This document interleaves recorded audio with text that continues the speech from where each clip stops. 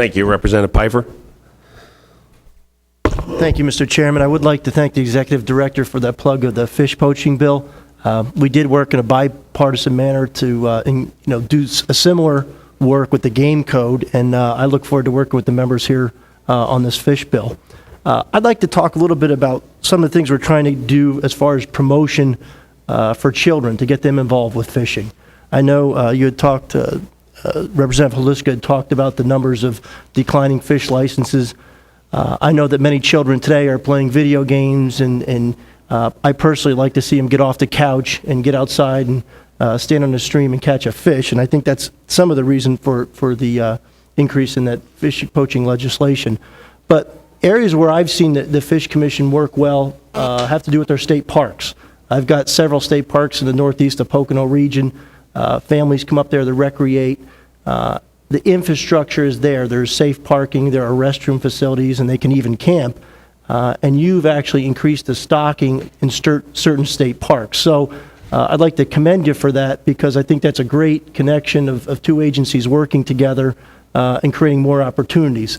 I just would like you to expand upon the Fish for Free days and maybe the Cabela's event. I know Lake Wallenpaupack was included in that Cabela's event. Many people called me and said, Mike, I'm surprised you're working today. I thought you'd be out on the lake going for the $1 million. So if you could expand on that. The media helped sell that product. It was kind of fun. But if you could expand upon that and some of your ideas in the future, I appreciate it. Sure, thanks. And thanks again for your support with the serious poaching bill. It's really appreciated by our officers and by me personally, so it's well needed. Relative to marketing, Fish and Boat, one of the things we've learned from some of the national studies, we work very closely with the Recreational Fishing and Boating Foundation, and it's a foundation that looks at how to improve fishing and boating in the country, and works individually with states on doing case studies and trying different experiments in states to try to figure out what's right. Because as we all know, what motivated us as children to fish and boat and hunt doesn't motivate today's children to fish and boat. I remember the story, a director of South Carolina told me at an event where he and his daughter were going out archery hunting, and she was playing on her iPod all the way out, and it just irritated the heck out of him.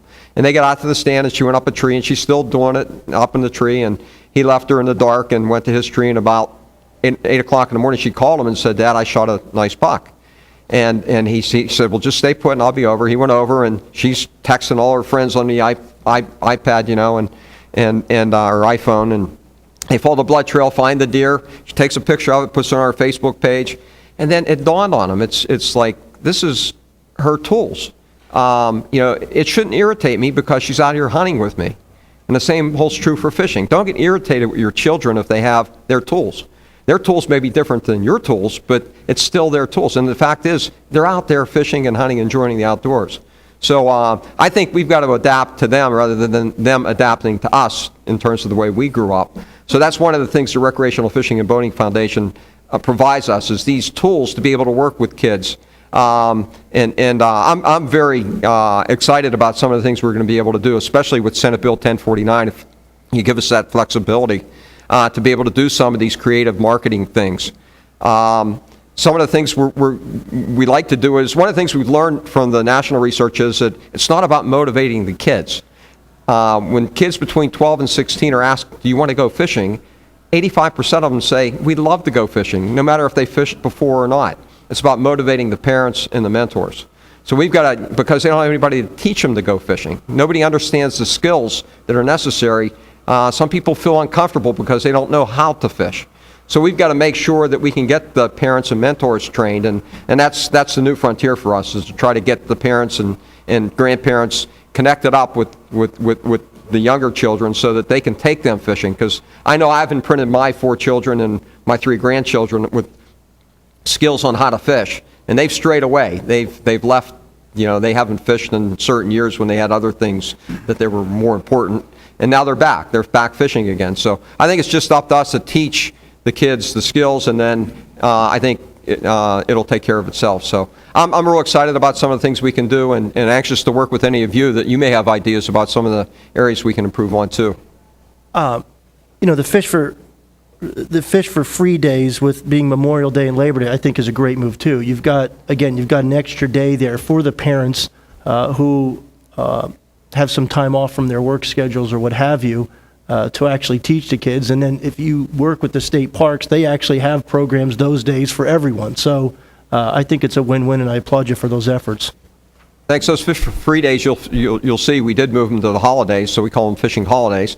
But last year we had the fishing skills instructions on the holidays, and a lot of people were packing up and leaving from the state park. So we're going to hold them on Saturdays this year and phase those in over the course of the month, so that when people are there, we can capture them while they're there staying at the parks. We're also going to do the Cabela's contest again. The Cabela's is interested in doing it, and we're going to have it at the same lakes, and we're hopeful to add a couple more to stimulate that interest. I remember back when I was a child in Atlantic Richfield back in the 1960s had a similar contest, and I still remember it today and all the excitement it generated, and I was real happy to see Cabela's promote that, and Pennsylvania could be a part of it. So thanks for your support for it. Great. Thank you. Thank you, Mr. Chairman.